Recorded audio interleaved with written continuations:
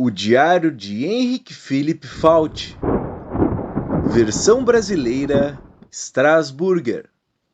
Henrik Philipp Falti nasceu em 29 de julho de 1823, em Kreuznach, no Reno-Palatinado, Prússia, atual Alemanha. Foi filho de Philipp Henrik Falti, nascido em 1789 em Udenheim, também no Reno-Palatinado, e de Ana Maria Bretz, de Kreuznach, todos emigrados da Alemanha no ano de 1825, portanto, na segunda leva da imigração alemã, e desembarcados em São Leopoldo, no Rio Grande do Sul, em 4 de fevereiro de 1827. A vida de Henrik Philipp Falti não foi nada fácil, assim como a de sua família, a exemplo dos demais imigrantes alemães, os quais tiveram que trabalhar muito para buscar seus objetivos, nem sempre alcançados. O diário deixado por Henrik demonstra exatamente as dificuldades dos primeiros colonos que aqui chegaram. Foi escrito em 1899 em alemão gótico, eis que não dominava o português. Segundo alguns, este diário teria se perdido na grande enchente de 1941 que ocorreu em Porto Alegre. Porém, conforme disse Pedro Almiro Falti, um dos maiores genealogistas do Rio Grande do Sul, falecido em 25 de maio de 2014, os escritos de Henrik Philipp Falti teriam sido consumidos pelo fogo posteriormente à dita enchente. Mas por sorte do destino, uma descendente o compilou meses antes. Antes de falecer, Pedro Almiro Falti escreveu: em 1996, quando me envolvi definitivamente com a genealogia, tive a alegria de ser agraciado pelo saudoso Sr. Alexandre Tollens-Link com uma cópia, cuja tradução original foi feita pelas senhoras Clodie Falti-Schink e Beatriz M. Falti. De sua leitura, fiquei fascinado com o verdadeiro exemplo de vida deixado por Henrik Philipp Falti, inclusive por se tratar de meu trisavô pelo lado paterno. Em razão disso, mesmo aos que não são seus descendentes, vale a pena conhecer esta incrível história, disse Pedro Almiro Falti in memoriam. O Diário de Henrik Philipp Falti foi publicado no livro O Quadriênio da Imigração e Colonização Alemã no RS, de Carlos Henrique Runche e Maria Astolfi, pela editora G&W, em 2004. E no livro A Saga dos Alemães, do Hunsrück para Santa Maria do Novo Mundo, volume 1, de Ernie Guilherme Engelmann, publicado em 2004. Neste último livro, intitulado A Saga dos Alemães, volume 1, mais precisamente a página 131, o pesquisador da imigração alemã Ernie Guilherme Engelmann, falecido em 19 de julho de 2023, escreveu sobre a história de Henrik Philipp Falti o seguinte: lutando ao lado dos farrapos estava 1/3 dos imigrantes alemães que se envolveram na Revolução, liderados por homens como Zalest, von Heyse e os Klingelhofen, muitas vezes sem armas, roupas ou comida. Como podemos imaginar um perfeito quadro da época, visto a partir da ótica de um menino que veio com 2 anos de idade para o Brasil. Tendo perdido seu pai, que se afogou numa tentativa de travessia do Rio dos Sinos nos primeiros dias em que moravam em São Leopoldo, viu-se engajado com 12 anos de idade nas fileiras farrapas, vestindo, como o próprio nome dizia, simples andrajos, que ele mesmo comprara com o suor de seu rosto na labuta diária como diarista, trabalhando desde os 8 anos de idade, ou então como fabricante de chinelos e tamancos, profissão que aprendeu durante a época da Revolução Farroupilha, entre um embate e outro. Após a Guerra Civil, veio residir no Novo Mundo para aqui criar com honra seus filhos e tornar-se o primeiro sapateiro de Santa Maria do Novo Mundo, título que tantos reivindicaram para si durante os últimos anos, sem saber que houve tão valente homem aqui residindo desde 1856, ficando rico e poderoso exercendo esta profissão que hoje rege os destinos econômicos de todo o Vale do Paranhana, ex-colônia de Santa Maria do Novo Mundo. Antes de adentrarmos ao diário de Henrik Philipp Fauci, é preciso ressaltar que além deste diário, existe também outro relato da vida de Henrik, escrito por ele mesmo, em alemão, resumido em uma folha frente e verso, cujo documento ainda existe e, por sorte do destino, foi parar nas mãos do descendente André Antônio Fauci, ao qual desde já eu agradeço por ser este homem simpático e gentil, que contribuiu com documentos e informações para que este audiolivro fosse realizado.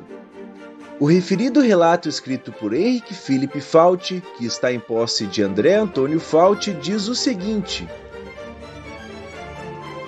Eu, Henrik Fauci, nasci em Kreuznach no dia 29 de julho de 1823, na província de Koblenz, no Reino da Prússia, na Europa. E no dia 19 de agosto de 1825, meus pais emigraram para o Brasil com 4 filhos, quando eu tinha 2 anos de idade.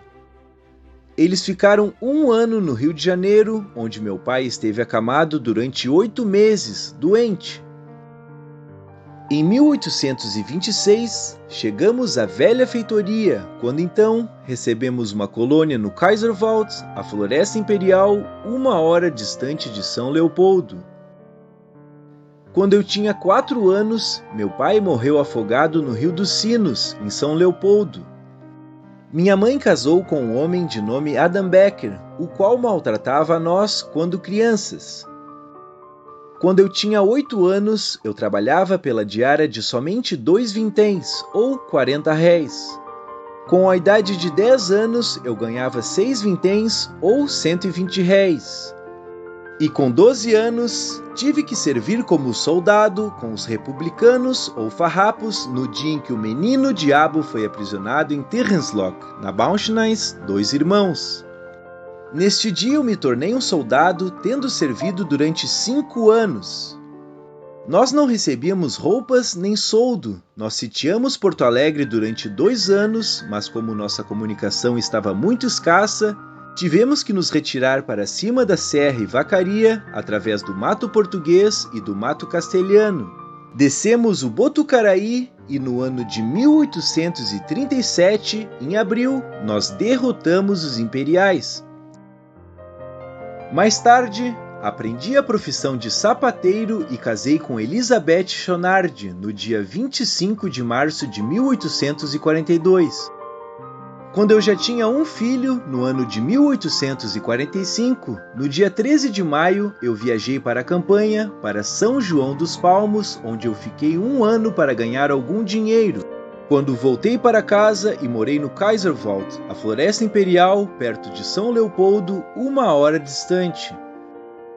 Mais tarde, comprei uma colônia em Fortaleza, em Novo Mundo, para onde me mudei em 6 de outubro de 1856, com 6 filhos, 2 meninas e 4 rapazes.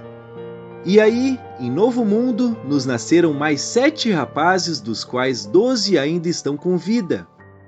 O filho Henrique fez a Guerra do Paraguai, onde perdeu uma perna. Eu continuei com a sapataria em uma pequena casa de negócios, uma venda. Em 1880 faleceu minha mulher, no dia 13 de outubro. Depois de viúvo, continuei com o negócio ainda 5 anos e fiz todos os meus 10 filhos aprenderem uma profissão. Em 1883, eu me naturalizei brasileiro. Mais tarde, fui eleito para a Câmara Municipal de Taquara. Passei muito trabalho em minha vida desde criança. Meu primeiro salário foi de 40 réis por dia. Como casado, passei muitos dias tristes e como viúvo, muito mais, porque para mim, a vida estava morta. Até hoje, 1889, meus descendentes contam 50 netos e 3 bisnetos. Eu deixei escrito em um livro alguma coisa da minha vida e se os senhores jornalistas tiverem interesse como recordações de um veterano, então os meus filhos poderão copiar e enviar a estes senhores. E este foi o conteúdo do relato escrito por Henrik Philipp Fauci, cujo documento original ainda existe e está em posse do descendente André Antônio Fauci. Observem que em 1889, há 134 anos, Henrique Philippe Fault externou o seu desejo de que este diário fosse divulgado. Desta forma, que seja feita a vontade dele neste exato momento. Em 1889, Henrique Philippe Fault, em seu diário, escreveu: Memórias de Henrique Fault. O motivo desta narrativa que eu estou escrevendo para vocês, queridos filhos, é para permitir-lhes uma visão da vida e do trabalho do pai de vocês, ao qual não faltaram alternativas da vida. Leiam esta narrativa com atenção, que vocês poderão tirar dela proveito em mais de um sentido.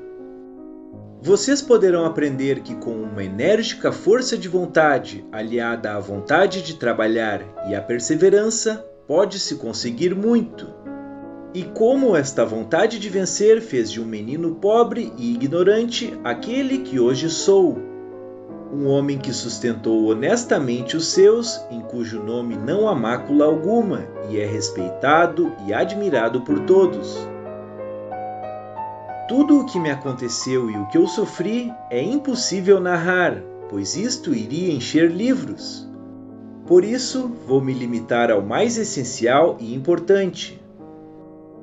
Meu pai, que era de profissão fabricante de seges e se chamava Philippe Henrique, residia no Reino da Prússia e era um prussiano do Reno. Ele era casado com minha mãe, Ana, nascida a Bretz, de Krosnach, onde também meus pais moravam e onde eu nasci, no dia 29 de julho de 1823. Logo depois do meu nascimento, meus pais tomaram a decisão de imigrar para o Brasil e adotar uma nova pátria. Meus pais, mais nós, 4 filhos, embarcamos no dia 19 de agosto de 1825 de Krosnach para Hamburgo e de lá para o Brasil. Na capital do Brasil, no Rio de Janeiro, desembarcamos e ficamos um ano inteiro, pois meu pai esteve 8 meses doente, o que consumiu a maior parte do dinheiro que meus pais trouxeram da Europa. Apesar de minha mãe ser de família de posses, gastou-se muito com médicos, aluguel e comida. A vida no Rio de Janeiro já era cara em si, ainda mais 8 meses, doente, sem renda, alimentando 4 crianças. Podem imaginar que isto consumiu uma soma elevada em dinheiro. Depois que meu pai se restabeleceu, viajamos em 1826 ao longo da costa brasileira para o sul até a província do Rio Grande do Sul, onde não fazia muito tempo tinham sido fundadas as primeiras colônias alemãs, perto de São Leopoldo. São Leopoldo, naquela época, consistia apenas de uma choupana de palha que pertencia a um alemão chamado Rasch. Nos primeiros 6 meses nós moramos na velha feitoria. Então, ganhamos uma colônia de terra no chamado Kaiserwald, a Floresta Imperial, cujo nome vem da falecida mãe do atual imperador do Brasil, que queria construir ali um castelo. Meu pai começou uma plantação e, quando tinha terminado, foi a São Leopoldo para buscar subsídio. Na volta, ele teve que atravessar o Rio dos Sinos em uma canoa. Havia mais passageiros na canoa, alguns com cavalos que seguravam pelas rédeas e os cavalos nadavam atrás da canoa. Aí, de repente, a canoa virou e todos os passageiros caíram na água e meu pai se afogou. O barqueiro era o velho Coelho, o sogro de Adam Huffel. Vocês podem imaginar, queridos filhos, que golpe duro do destino foi para nós a inesperada morte de meu pai. Minha mãe ficou sozinha na terra estranha, sem conhecer o trabalho de plantação da roça, com 4 crianças menores que ainda pouco podiam ajudar.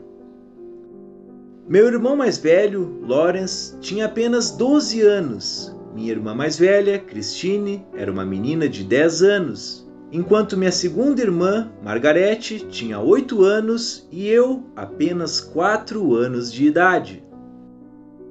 Nenhum de nós conhecia a língua do país, ninguém tinha noção do trabalho da roça e minha mãe chorou, na ocasião, lágrimas amargas por causa do desespero. Por este tempo, veio a nós um homem de nome Adam Becker, que se dizia solteiro. Entretanto, como mais tarde descobrimos, era casado e tinha abandonado sua mulher com 2 crianças na Europa. Ele pediu a mão de minha mãe e casou com ela em seguida. Este Becker, que era um grande preguiçoso e que possuía todos os vícios, tratava sua mulher e os filhos dela como escravos. Nós sofremos muito com este sujeito, muita surra e pouca comida. Eu, apesar de ter apenas 5 anos de idade, tinha que ir para a roça e lá trabalhar por uma alimentação que consistia de muita água e nenhum pão. Eu não sei como nós podíamos suportar uma tal vida sem com isso morrer de fome. Adam Becker colheu mais tarde, como eu quero antecipar desde já, a recompensa por suas brutalidades.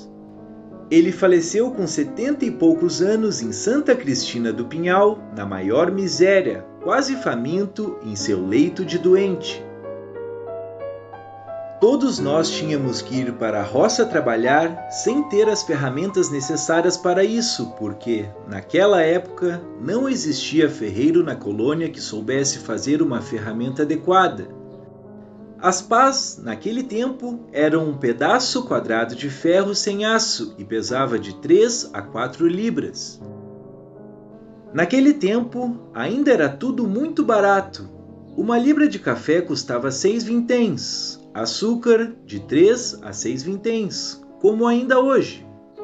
Um cavalo custava entre 8 a 16 thaler de prata. Uma boa vaca de leite, 8 thaler de prata. Até um dobel, ou seja, 12.800 réis, ou quase 13 thaler de prata. Riscado e algodão eram muito baratos, mas de qualidade muito pior que barato, muito estreito e fazenda velha e podre. Calculava-se naquela época por vinténs cruzados, tostão e pataca. Um thaler de prata ou patacão valia 3 patacas ou 960 réis. O réis foi legalmente introduzido entre os comerciantes depois da Revolução. Um trabalhador ganhava com a enxada 4 a 6 vinténs por dia. Em nossa casa paterna, os maus tratos do nosso padrasto Adam Becker estavam cada dia pior, a tal ponto de não se poder suportar mais. Por este motivo, primeiro meu irmão fugiu e logo após seguiram minhas 2 irmãs. Eu sozinho tive que aguentar o canalha. Revolta-me escrever todos os maus tratos, judiarias e injustiças do meu padrasto. Deixe-me, portanto, continuar minha história. Meu primeiro ganho foi de 2 vinténs por dia com a enxada. Imaginem, queridos filhos, trabalhar o dia inteiro no sol quente por 2 vinténs. Eu tive que começar pequeno, porque no pequeno está a semente do grande. Tudo começou de indícios pequenos, mesmo a cristandade que abrange o mundo inteiro. Naquele tempo, eu vivia com um ganho de 2 vinténs e trabalhava e me organizava assim que não precisava mais passar fome e agora podia tomar minha garrafa de vinho ou cerveja sem escrúpulos. Um dia, eu vi um homem queimar carvão e pensei comigo, isso tu tens que experimentar, e como eu sempre executo o que eu planejo, eu ia aos domingos no mato e queimava carvão, que eu vendia por 12 vinténs a barrica. Nesse ínterim começou a Revolução.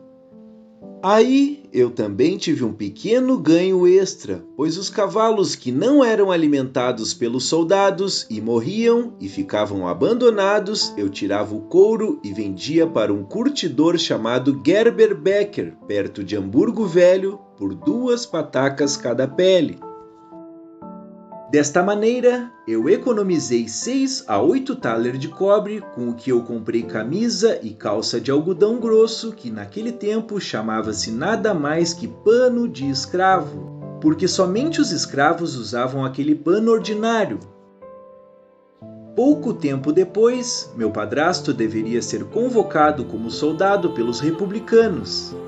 Ele furungou nos dentes até sangrarem, tossiu violentamente cuspindo sangue para se livrar do serviço militar. E então ele prometeu me mandar em seu lugar.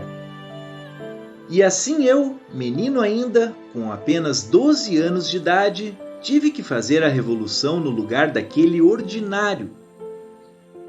Eu comecei a servir no dia em que o afamado Menino Diabo foi ferido e preso na Picada Baum, em Theresienloch, e assim eu me tornei um soldado dos republicanos, ou, como eram depreciativamente chamados, farrapos. Armas eu não tinha, porque meu padrasto não me deu sua pistola e eu era muito pobre para comprar uma, e os farrapos não tinham dinheiro para comprar armas e fornecer à sua gente. Por isso, eu devia cuidar dos cavalos. Poncho eu também não tinha. Mais tarde, eu servi com o Capitão Lupa, aquele que mais tarde se tornaria Mucker. Então se aproximou o partido imperialista que nós chamávamos de caramurus ou galegos. Os farrapos, por lhes faltar munição, tiveram que recuar e procurar refúgio na serra.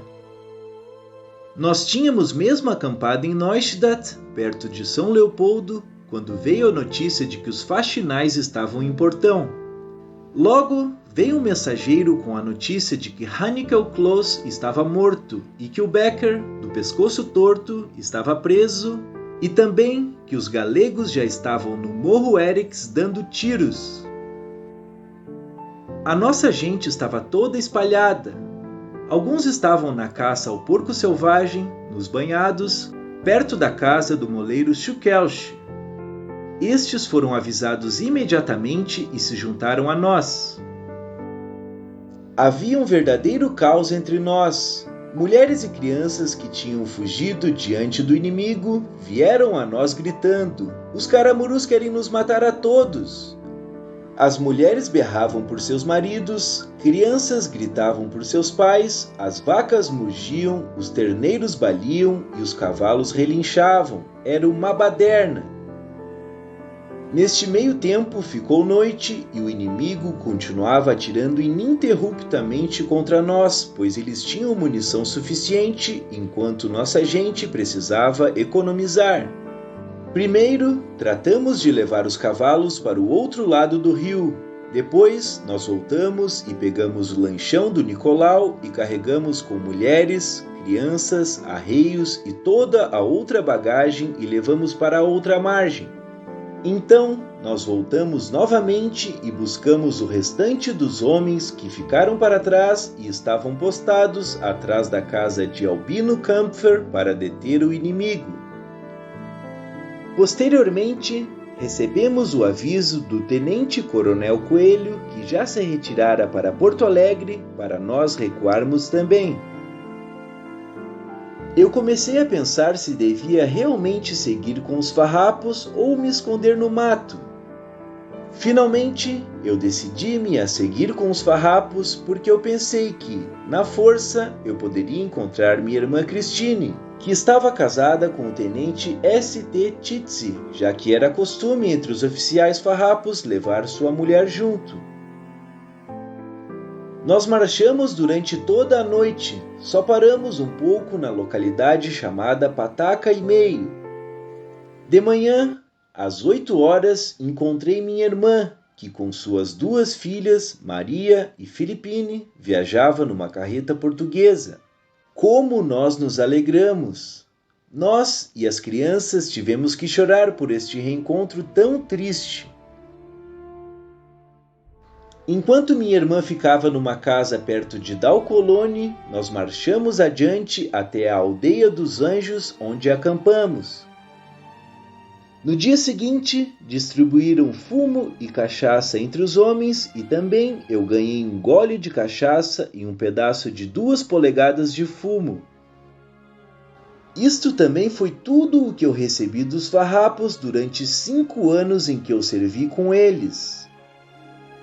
Após, todos os pais de família foram chamados um passo à frente durante a revista e foi-lhes comunicado que os farrapos, por falta de munição, eram forçados a recuar e que davam liberdade para cada um voltar para sua casa.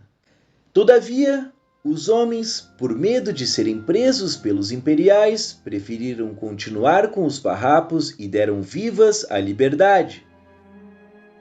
Prosseguimos nossa retirada e atravessamos o rio Rolante. Neste ínterim, o general Bento Gonçalves quis vir em nosso socorro. Ele já tinha chegado até Campo Bom. Lá, ele soube por seus espiões que nós já havíamos nos retirado além do rio Rolante e que nós éramos perseguidos pelos imperiais. Era tarde demais, ele teve que se retirar sem resultado algum. Ele seguiu com seu exército por Portão e Rio Pardo até Alegrete, enquanto nós continuamos nossa retirada. De Rolante, seguimos para Cruzinha. Aqui se encontravam 5 homens que atiraram contra nossa infantaria. Esta respondeu fogo e 3 homens morreram e 2 fugiram para o mato. Então, todos caíram sobre os mortos como urubus. Nós lhes arrancamos as roupas do corpo.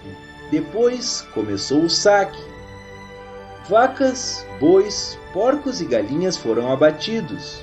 O milho verde da plantação foi assado, as abóboras cozidas e a cana-de-açúcar espremida. No dia seguinte, chegamos à entrada de cima da serra.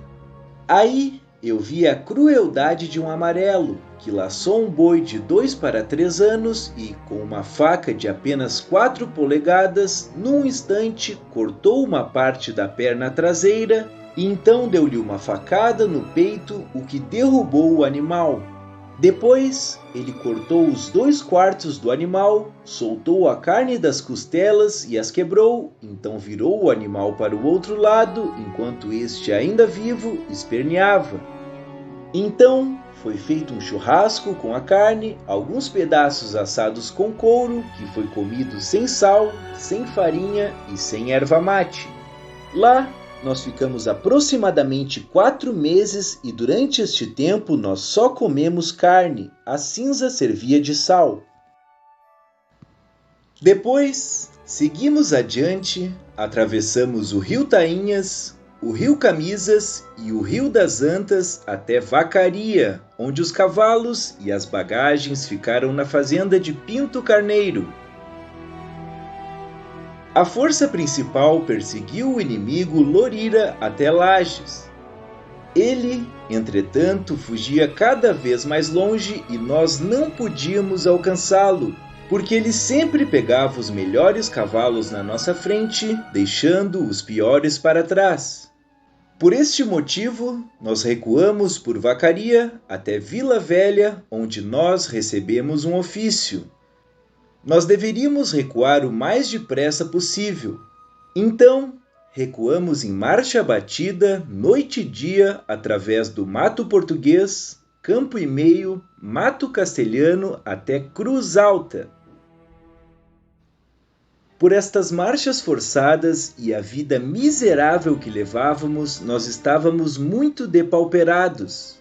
Nossas roupas estavam rasgadas e pendiam em farrapos do corpo, assim que nós andávamos quase nus porque não recebíamos roupas para vestir. Piolhos nós tínhamos do tamanho de cevadinha, porque nós não tínhamos meios de nos livrarmos deles e eu gostaria de ver alguém que tivesse servido o exército brasileiro e não tivesse tido piolho. Os caramurus, neste ínterim, estavam sitiando Rio Pardo e recebemos uma ordem para, junto com os demais republicanos, nos reunir em Rio Pardo e lutarmos contra eles. Descemos, então, a Serra Votucaraí para Rio Pardo, onde todo o exército republicano estava reunido. Aí foi reunido um conselho para resolver como e quando seria a batalha. No dia 30 de abril de 1836, às 6 horas da manhã, o inimigo foi atacado com gritos altos de urras, batido e quase exterminado. No terceiro dia, atravessamos o Rio Pardo com cavalhada e bagagem. Viam-se ainda sinais de batalha, muitos cadáveres espalhados pelas ruas, horrivelmente mutilados e roubados de todas as roupas. O cheiro de cadáveres empestava o ar. Depois desta batalha, que foi tão favorável para os republicanos, nós tínhamos a esperança de que pudéssemos e nos permitissem voltar para casa. O que esperávamos aconteceu. Todavia, necessitamos de 4 semanas para ir de Rio Pardo até alcançar São Leopoldo. Lá, fomos liberados e pudemos voltar para casa. Esperávamos, então, que agora teríamos paz, mas depois de apenas um mês, veio a ordem para que nos apresentássemos novamente ao serviço. Agora, eu me tornei ordenança do tenente Carl Vick, em São Leopoldo, junto a Adam Huffle. Ali também havia um velho fabricante de tamancos de nome Michel Kern. Nas minhas horas livres, eu ia muitas vezes ao sótão com Michel Kern e conversava horas inteiras observando seu trabalho. Pensava, então, que depois de terminado o serviço militar, eu poderia treinar neste trabalho. Pouco tempo depois, meu padrasto mudou-se para Santa Maria da Boca do Monte para ter algum ganho lá, porque ele não queria trabalhar na roça. Minha mãe e eu ficamos sozinhos e dependentes do nosso trabalho. Aí foi necessário pegar com vontade, porque plantado havia quase nada. Dinheiro nós não tínhamos porque os farrapos não pagavam soldo e nem davam fardamentos.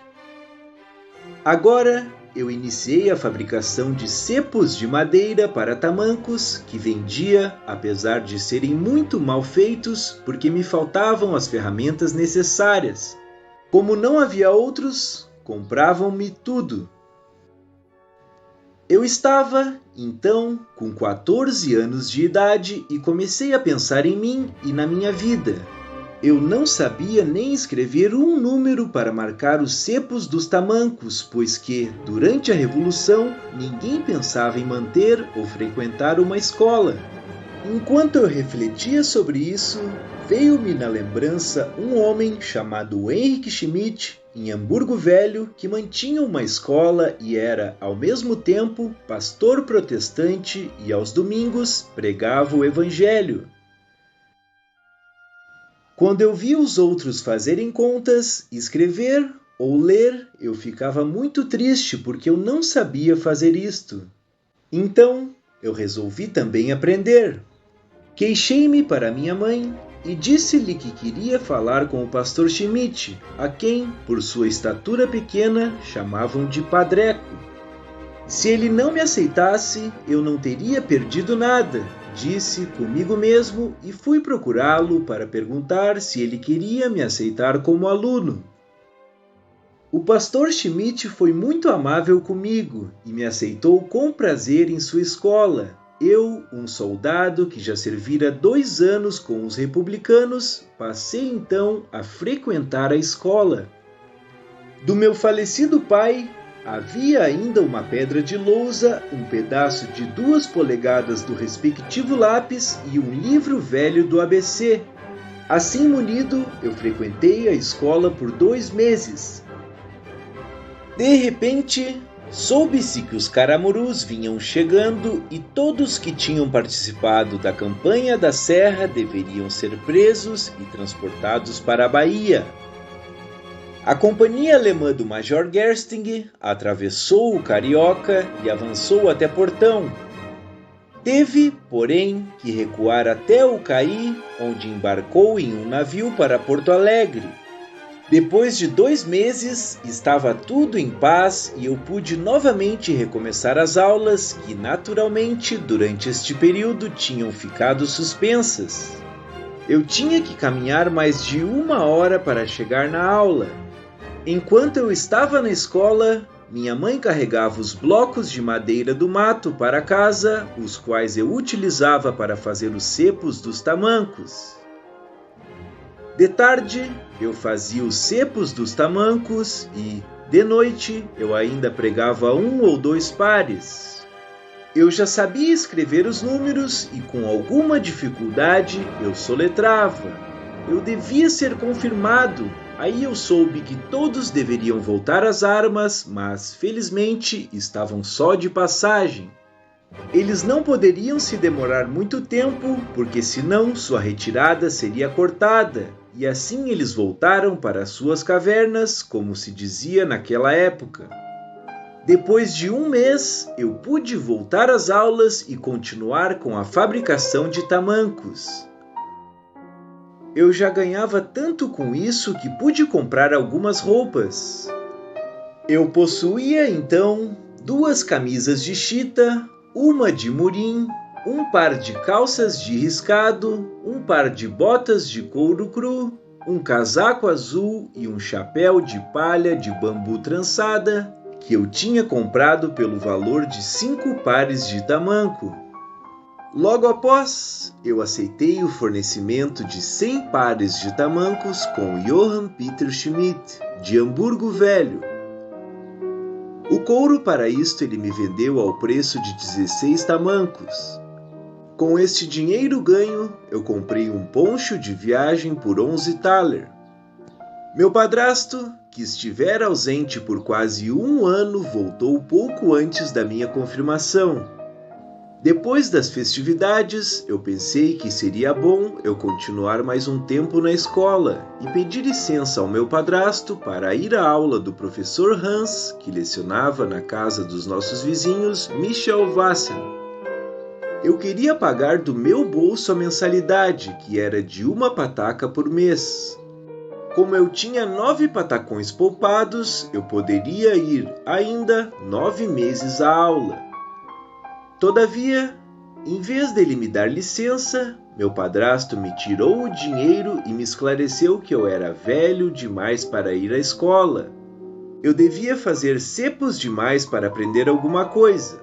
Com esta atitude do meu padrasto, eu fiquei tão desgostoso que resolvi seguir meus irmãos e abandonar a casa paterna.